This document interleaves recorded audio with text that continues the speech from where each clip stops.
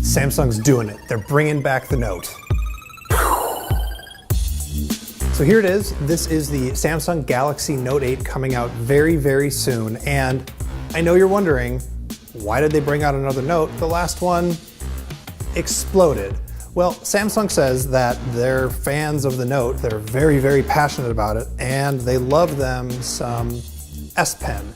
So even though the specs in this phone are very similar to the Galaxy S8 Plus, there are a few differences with the S Pen that we need to talk about.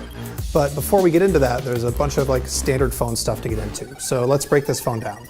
So the big thing with every single Note is that it has a gigantic screen, and on the Note 8 it is gigantic. It is 6.3 inches, but it's basically the same tech as you'll see in the Galaxy S8 and S8 Plus. So it's 2960 by 1440 and 18 by 5 by 9 aspect ratio, so it's very, very tall. But Samsung did a couple of things differently here. If you look at the curved screen, and of course there is a curved screen, it curves a little bit less than it does on the Galaxy S8 and S8 Plus, and that's so that you can have more writing surface, Samsung says. They've also added some better multitasking. So one of the things you can do is you can launch 2 apps and pair them together. So in your launcher, you will have like 2 app icons next to each other. So if you always launch, I don't know, messaging and memos, you can always have those pop up at the same time, which is pretty nice. Not a lot of people do as much multitasking as they could on these big phones, but having the S Pen to drag the window size, it makes it more convenient. And as long as we're talking about the S Pen, let's show you some of the other new stuff that you can do. So my favorite new feature is they have this thing called a live message. So you tap on this from the little pop-up that comes up from the S Pen, and you can start drawing on it. But when you draw the message, you can then save it as a standard animated GIF.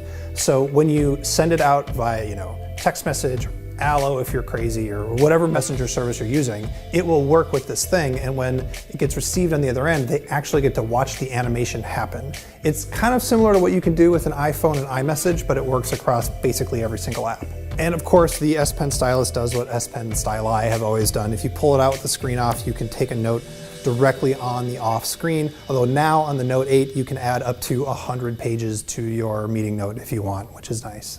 The slightly larger screen and the S Pen aren't the only reasons to pick the Note 8 over the Galaxy S8 Plus or the Galaxy S8. The other big reason are the cameras. Samsung is putting dual cameras inside the Note 8 without having a big old camera bump on them, and they're doing a lot of really cool stuff with these 2 lenses. So first of all, they're both 12 megapixel. One is a wide angle lens and one is a telephoto lens. So you can turn on dual capture. And what that does is it takes a live focus.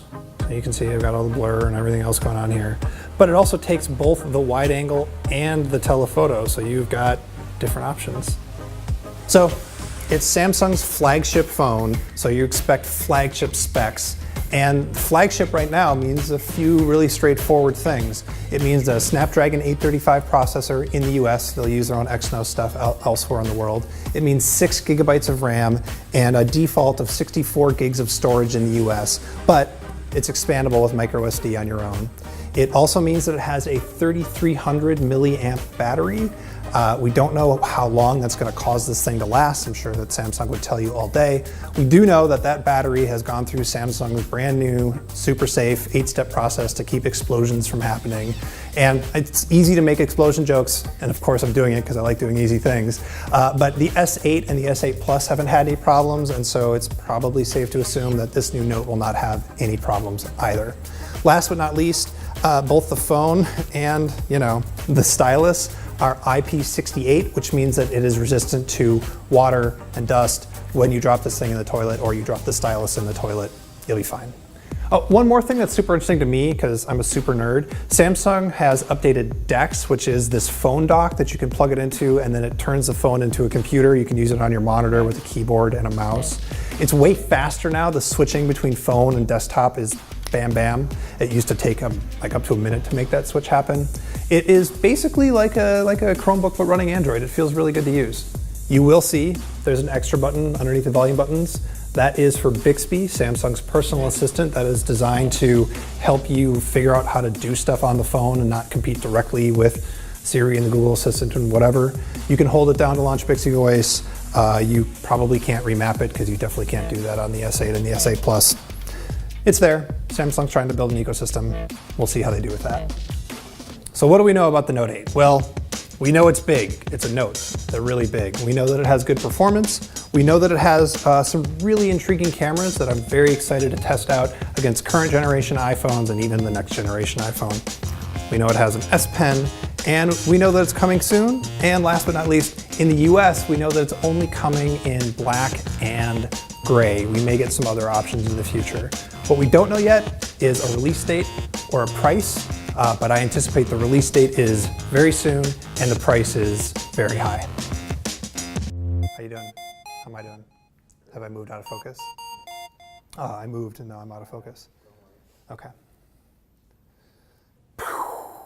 So if you pull it out, the screen up,